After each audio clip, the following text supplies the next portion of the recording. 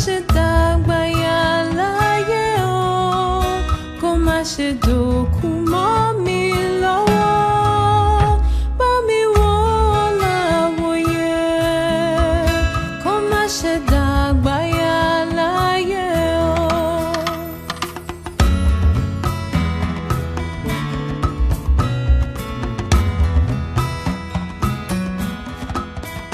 Bá mi wò láwòye, kó má ṣe dàpọ̀ mọ́ ẹgbẹ́kẹ́gbẹ́, ọmọ èyí tí ó fi fún mi.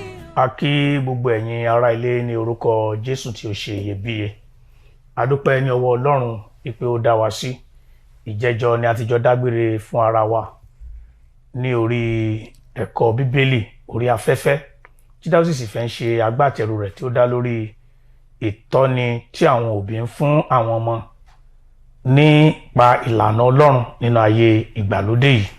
Ní ìjẹjọ, orí ọ̀rọ̀ wa dá lórí ojúṣe àwọn ẹlẹ́gbẹ́jẹgbẹ́ nínú ìjọ gẹ́gẹ́ bí irinṣẹ́ tí a lè fi tọ́ àwọn ọmọ ní ọ̀nà Ọlọ́run. Lágbára Ọlọ́run lónìí, àkòrí tí a máa gbé yẹ̀wò ní ipa tí ayé ọ̀làjú ń kó nínú ìjọ lóde òní. Mo ní ọmọ Ọlọ́run méjì nínú gbọ̀ngàn yìí pẹ̀lú mi. Mo dẹ̀ gbàgbé pé ní agbára Ọlọ́run wá bá wa tàn ìmọ́lẹ̀ sí àkòrí yìí, èyí tí a ń pè ní ipa tí ayé ọ̀làjú ń kó nínú ìjọ lóde òní. Màmá wa, ẹ bá mi dárúkọ yín fún àwọn aráalé kí ẹ kí wọn kú ilé. Èmi ni Ọpẹ́ Olúwa Ọ̀pápéjú. Mo kí wa kú ọjọ́ ìsinmi ayọ̀ ló máa jẹ́ tiwa. Àmín. Lórúkọ Jésù. Àmín. Èmi ni àlùfáà àgbà Albert Elúwọlé ti Diocese ti Ifẹ̀ Anglican Communion. A kú ìsinmi o. Kí ẹ̀yin náà káàbọ̀. Màmá wa àti bàbá wa, ẹ káàbọ̀. Olúwa mú wa délé. Àmín. Àní ṣe lásán. Àmín. Gbogbo ilé tí ẹ ti máa gbóhùn wa lónìí, ayọ̀ ọ̀run a máa bá yín gbé. Àmín. Kí a tó máa tẹ̀síwájú ní ṣókí, màmá wa, ẹ fún wa ládùúrà. Bàbá wa tí ń bẹ lọ́run, a dúpẹ́ lọ́wọ́ yín fún ìsinmi ti ọjọ́ òní tá a tún rí láyọ̀. Bí a ṣe fẹ́ wọnú ọ̀rọ̀ yín, jẹ́ kí ọ̀rọ̀ yín wọnú wa. Àmín. Gbogbo ohun tó lè dí ọ̀rọ̀ Ọlọ́run lọ́wọ́ nínú ayé wa, Olúwa bá wa palẹ̀ mọ́. Àmín. Jẹ́ kí ọ̀rọ̀ yìí kó tún wa ṣe. Àmín. Kẹ́dẹ̀ fún wa lórí ọ̀fẹ́ àti ṣe gbogbo ohun tẹ́ ẹ bá wa sọ. Àmín. Lórúkọ Jésù Kristi Olúwa wa. Àmín. Kí a tó máa tẹ̀síwájú, a ní ibi méjì tí a fẹ́ fi gbá ọ̀rọ̀ tá a máa sọ ìlẹ́sẹ̀ lónìí. Ìyẹn ipa tí ayé ọ̀làjú ń kó nínú ìjọ lóde òní. Àkọ́kọ́ ni Onídàájọ́, ìwé àwọn Onídàájọ́ orí 2 ẹsẹ̀ 11 sí 13. Àwọn ọmọ Ísírẹ́lì sì ṣe búburú níwájú Olúwa, wọ́n sì ń sin Báálímù, wọ́n sì kọ̀ Olúwa Ọlọ́run àwọn bàbá wọn sílẹ̀, tí ó mú wọn jáde láti ilẹ̀ Íjíbítì wá. Wọ́n sì ń tọ ọlọ́run mìíràn lẹ́yìn nínú òrìṣà àwọn ènìyàn tí ó yí wọn káàkiri. Wọ́n sì ń fi orí wọn balẹ̀ fún wọn, wọ́n sì bí Olúwa nínú. Wọ́n sì kọ̀ Olúwa sílẹ̀, wọ́n sì ń sin Báálì àti Astarotu. Èyí ni ọ̀rọ̀ Olúwa. Ọpẹ́ ni fún Ọlọ́run. Mátíù orí 2 ẹsẹ̀ 13 dé 15. Nígbà tí wọ́n sì ti lọ, kíyèsí áńgẹ́lì Olúwa yọ sí Josefu lé ojú àlá. Ó wí pé, dìde, gbé ọmọ ọwọ́ náà pẹ̀lú ìyá rẹ̀, kí o sì sá lọ sí Íjíbítì, kí ìwọ kí o sì gbé ibẹ̀ títí èmi ò fi sọ fún ọ, nítorí Herodu yóò wá ọmọ ọwọ́ náà láti pa á. Nígbà tí ó sì dìde, ó mú ọmọ ọwọ́ náà àti ìyá rẹ̀ lí òru, ó sì lọ sí Íjíbítì. Ó sì wà níbẹ̀ títí ó fi di ìgbà ikú Herodu, kí èyí tí Olúwa wí láti ẹnu wòlíì nì kí ó lè ṣẹ pé, ní Íjíbítì ni mo ti pe ọmọ mi jáde wá. Èyí ni ọ̀rọ̀ Olúwa. Ọpẹ́ ni fún Ọlọ́run. Tí a bá wo ibi méjèèjì tí bàbá wa àti màmá wa kà, wọ́n fi ìdí ẹ̀ múlẹ̀. Ní àkọ́kọ́, àwọn ọmọ Ísírẹ́lì wọ́n darapọ̀ mọ́ àwọn ará Íjíbítì. Pẹ̀lú bí Ọlọ́run ṣe jẹ́ sí wọn, síbẹ̀síbẹ̀ àṣà àti ìṣe Íjíbítì ó gba Ọlọ́run wọn lọ́wọ́ wọn. Èyí wá mú kí Ọlọ́run kó korò ojú sí wọn. Ó lè jẹ́ pé àwọn ọmọ Íjíbítì ò fi ipá mú wọn, ṣùgbọ́n àwọn fúnra wọn ló ń ṣe ohun tó tọ́ lójú ara wọn.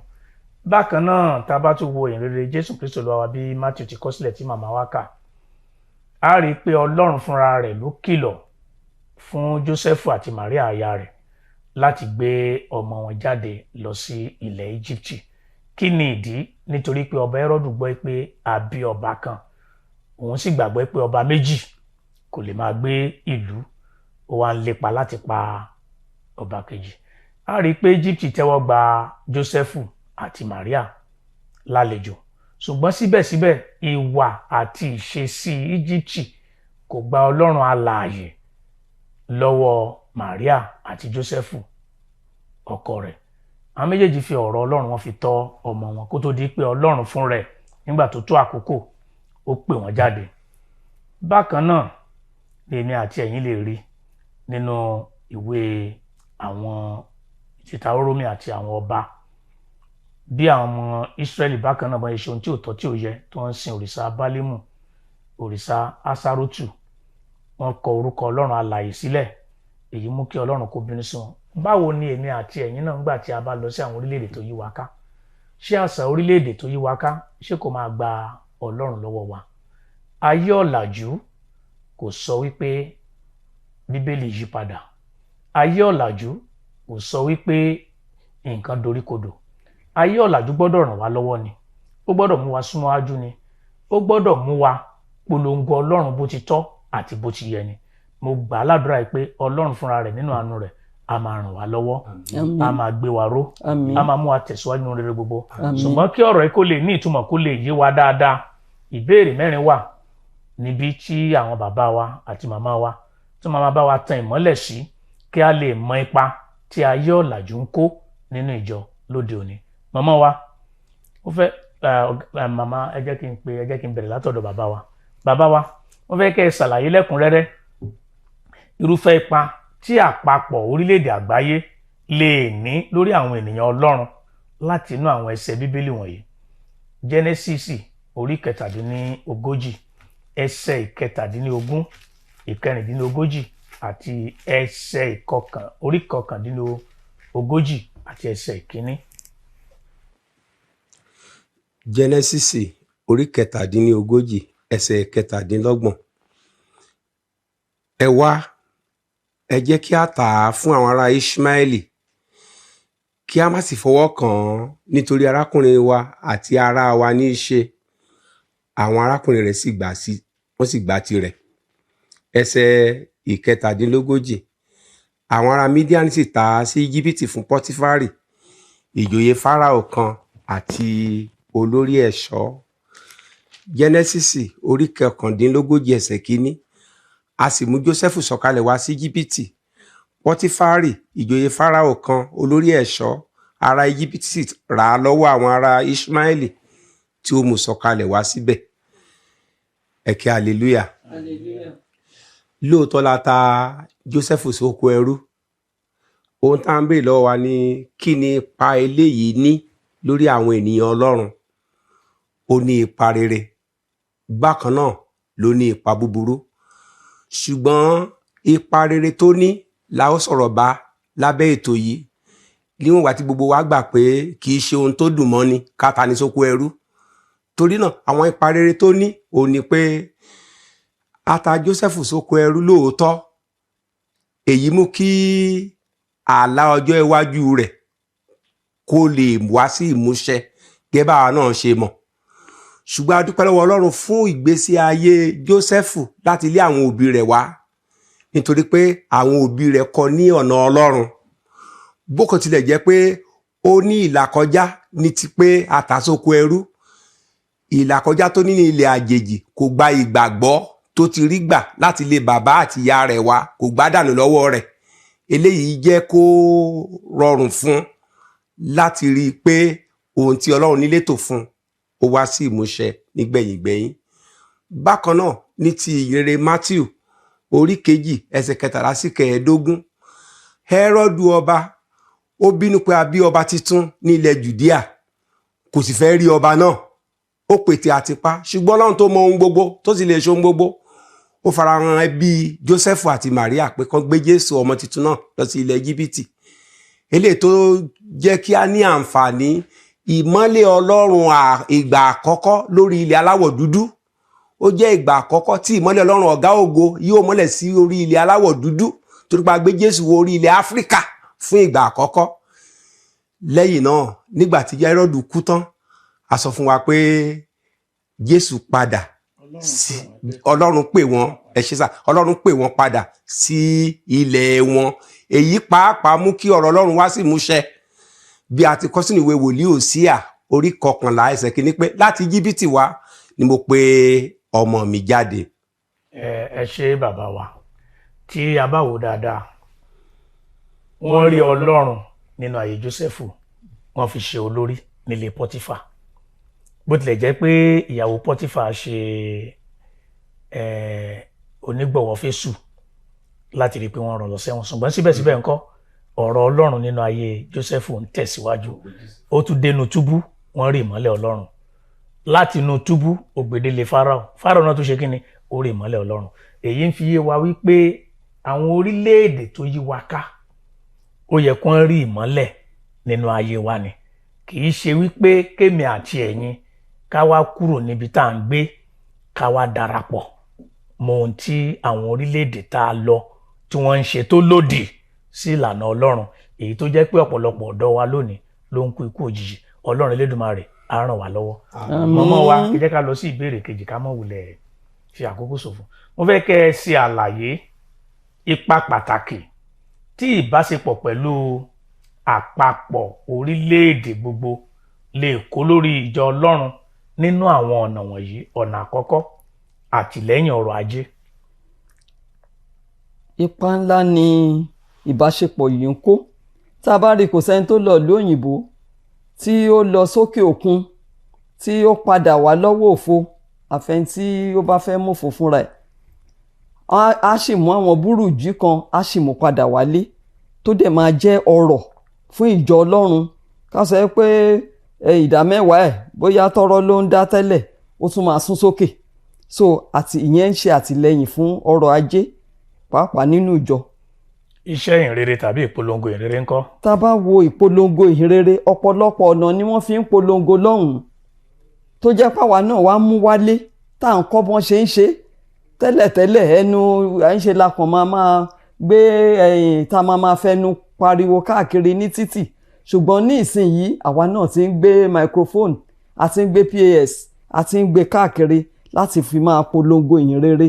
Ọgbọ́n ó ti ń sún síwájú. Nípa títẹ Bíbélì ńkọ́ màmá wa, lónírúurú ọ̀nà. Lónírúurú gbogbo èdè ni kò sẹ́ni tí ò ní Bíbélì tiẹ̀ lédè tiẹ̀ ní ìsìn, nítorí pé Ọlọ́run ti lo ìbáṣepọ̀ wa pẹ̀lú àgbáyé láti mú kí wọ́n tẹ Bíbélì lóríṣiríṣi ọ̀nà. Ó wá mú wa súnmọ́ Ọlọ́run sí i, ó ń jẹ́ kí òye Ọlọ́run sí kó yé wa sí i. Tẹ́lẹ̀tẹ́lẹ̀ gbogbo ìdílé kan lè má ní ju Bíbélì kan lọ, ṣùgbọ́n ní ìsìn àtọmọdé àtàgbà wọ́n ń pín lọ́fẹ̀ẹ́ gan fún ògo orúkọ Olúwa. Nípa lílo ẹ̀rọ ayárabíàṣá ńkọ́?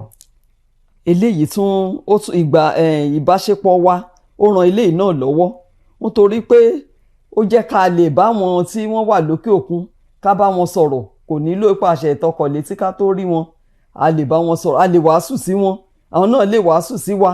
Gbogbo bí nǹkan kan bá rújú, a lè kọ́ bọ́n ṣe ń ṣe lórí ẹ̀rọ ayárabíàṣá, wípé báwọn náà ṣe tú kókó eléyìí, àwa náà àtún fi mọ́ tiwa, ó tún máa jẹ́ àsún síwájú sí. Ẹ̀rọ ayélujára ńkọ́? A rí ẹ̀rọ ayélujára, wọ́n ní gbogbo ayé ti di ẹyọ kan báyìí. Gbogbo ayé ti di ẹyọ kan. Tó bá fẹ́ bá wọn sọ̀rọ̀ níbikíbi, kò sí tó díwọ́ mọ́. Ó bá ti gbé fóònù, ọmọ kékeré gan ó lè bẹ́ẹ̀ tó wà ní òkè òkun ó lè bá sọ̀rọ̀. Gbogbo ẹ̀ ti jára wọn. Mi mọ̀ báyà bàbá wa ní àfikún sí tí màmá wa sọ. Gẹ́gẹ́ bí òye tèmi, àfikún díẹ̀ tí mo ní náà ni pé àwa tá a jẹ́ ọmọlẹ́yìn Kristi tá a nílò oore ọ̀fẹ́ bàǹtàbàǹtà bí èyí ká gbìyànjú ká má ṣe oore ọ̀fẹ́ yìí lò. Ó ṣe ní láàánú pé ọ̀pọ̀lọpọ̀ la ń rí nínú ìjọ Ọlọ́run lónìí tí wọn ò lo àwọn oore ọ̀fẹ́ wọ̀nyí dáadáa. Eléyìí tí kò tọ̀nà. Lórúkọ Jésù, Olúwa yóò ràn ìjọ rẹ̀ lọ́wọ́. Àmín. Gẹ́gẹ́ bí màmá wa ti sọ àti bàbá wa tán ṣe àfikún, bíṣọ̀bù wa ò ní láti wà ní ìlú Èkó láti wàásù fún àwọn tó wà ní ìlú Èkó, torí pé ẹ̀rọ ayélujára, ẹ̀rọ gbóhùnsáfẹ́fẹ́, ẹ̀rọ kárí èèyàn bó ṣe rí gan, bó ṣe sọ̀rọ̀ ká lè sọ̀rọ̀ ká lè gbèsì, gbogbo ẹ̀ ní ìgbé ayé ọ̀làjú ló ti fẹsẹ̀ múlẹ̀ nínú àwọn ìjọ wa. Tó bá ti la aago 5 ni tí gbogbo bá ti gbé sí aago 5 yẹn náà, aago 5 yẹn náà ni gbogbo a máa ríra wa gẹ́gẹ́ bí màmá wa ti sọ. Ṣùgbọ́n àsìlò ẹ̀ òun ló ń mú ìbínú wá, gẹ́gẹ́ bí Bíbélì Onidajo orí 2 tí a kà, ìpè inú Ọlọ́run bàjẹ́ nítorí pé àwọn ènìyàn ń ṣe ohun tí ò tọ́. Ohun tó tọ́ ló yẹ ká máa ṣe. Bàbá wa, mo fẹ́ kẹ́ ṣe àgbéyẹ̀wò pẹ̀lú ẹsẹ̀ ọ̀rọ̀ Ọlọ́run àkùdé tí àjọṣepọ̀ pẹ̀lú àpapọ̀ àwọn orílẹ̀-èdè tó yí wa ká lórí ìjọ Ọlọ́run. Gẹ́gẹ́ bí a ti rí nínú ìwé wòlíì Dáníẹ́lì orí 2 ẹsẹ̀ 11 sí 13, nítorí àkókò wa, ohun tí ọ̀rọ̀ Ọlọ́run sọ fún wa níbẹ̀ yẹn ó ní ọ̀rọ̀ nípa ìran ọba, èyí tí ọ̀kankan nínú àwọn amòye ilẹ̀ náà tí wọn ò lè wá ojútùú sí. Ṣùgbọ́n tí ọba pàṣẹ pé gbogbo wọn ni wọ́n fẹ̀mí wọn di tí wọn ò bá rí ìtumọ̀. Ní àkókò yìí tí a jọ ń ṣe papọ̀ gẹ́gẹ́ bí àpapọ̀ orílẹ̀-èdè àgbáyé, ohun tí ó ṣẹlẹ̀ ni pé nínú ìjọ Ọlọ́run kò gbọdọ̀ sí pé à ń para wa, à ń tàjẹ̀ ara wa sílẹ̀ nítorí ìdí kan tàbí òmíràn, nítorí pé Ọlọ́run gan ò fẹ́ ikú ẹlẹ́ṣẹ̀ bí kò ṣe kó ronú padà kó sí iye. Kì í ṣe yẹn nìkan, nínú ìwé àwọn ọba kìíní orí 11 ẹsẹ̀ 2 ó ń sọ nípa ìfẹ́ ọba Sólómọ́nì sí àwọn obìnrin àjèjì àti ipa tẹ́lẹ̀ yìí ní nínú ayé ọba Sólómọ́nì.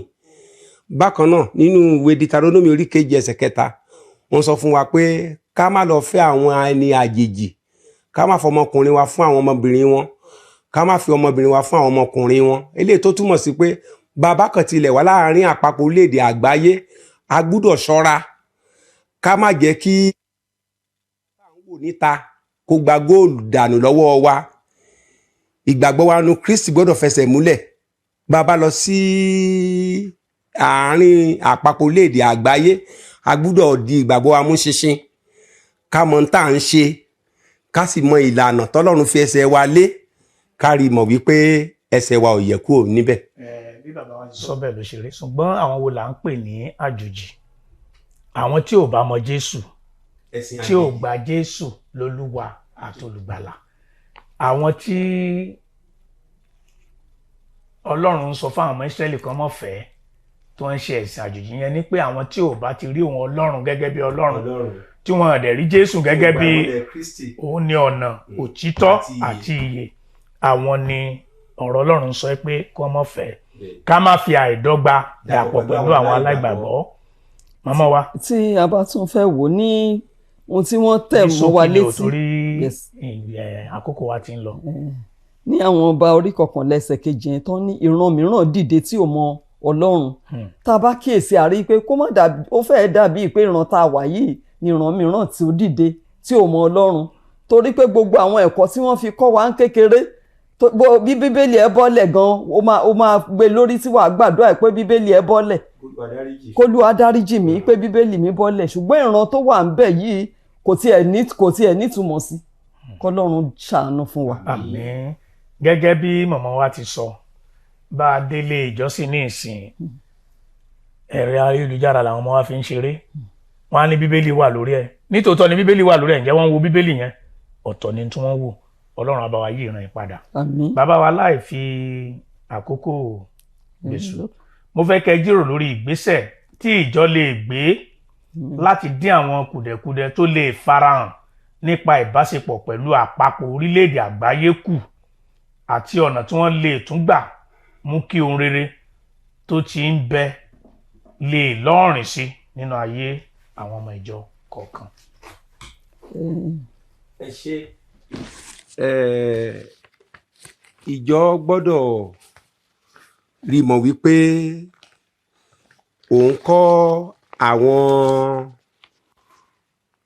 ọmọ ìjọ ní ohun tí ó tọ́ tó yẹ kán mọ̀ àti ohun tó yẹ. Àwọn ọmọ ìjọ gbọ́dọ̀ mọ ìfẹ́ Ọlọ́run, ohun tí Ọlọ́run fẹ́ àti ohun tí Ọlọ́run kò fẹ́. Nínú àwọn ohun tí Ọlọ́run fẹ́ ó ní pé kí wọ́n lo ìmọ̀ àti òye wọn fún ìgbélékè ògo wọn Ọlọ́run. Ọlọ́run fẹ́ ká gbẹ̀bọ̀dè àjèjì òrìṣà. Ọlọ́run fẹ́ ká gbẹ̀bọ̀dè àjèjì ènìyàn tàbí ẹ̀sìn. Ọlọ́run fẹ́ ká yí ìlú ẹ̀dá padà. Ọlọ́run fẹ́ ẹ̀kọ́ òdì tàbí yíyí ọ̀rọ̀ rẹ̀ padà fún ìfẹ́kúfẹ̀ẹ́ ara wa. Ọlọ́run fẹ́ kí á gbọ̀jẹ̀gẹ́ nínú ìgbàgbọ́ wa nítorí èrè. Àwọn nǹkan wọ̀nyí ó ṣe pàtàkì láti rí mọ̀ wípé amúkùdìẹ̀kudiẹ tó wà nínú ìbáṣepọ̀ wa pẹ̀lú àpapọ̀ orílẹ̀-èdè àgbáyé láti rí fìdí múlẹ̀. Ní ti pé kó lè lọ́ọ̀rìn sí, a gbọ́dọ̀ rí wa gẹ́gẹ́ bí ọ̀kan ẹ̀dá ọwọ́ Ọlọ́run tọ́lọ́run dá, láì fi èdè, ẹ̀yà tàbí orílẹ̀ ṣe ara wa ní ṣùtá. Àwọn tí ò bá gbàgbọ́ nínú Kristi, ẹ̀tọ́ àwa tá a gbàgbọ́ nínú ìjọ ni láti fi ìmọ́lẹ̀ Kristi hàn wọ́n. Kì í ṣe pé èmi ni ti Paul wọlé. Kì í ṣe pé ẹ ṣe sà, kì í ṣe pé èmi ni ti Paul, èmi ni ti Apollo. Ká wá dá ìyapa sílẹ̀ lórí ilẹ̀ ayé, èyí tó lè mú kí ìparun bá ìran ènìyàn, èyí tí kì í ṣe ìdùnnú Ọlọ́run. Ẹ ṣe sà. Báyà màmá wa ní àfikún.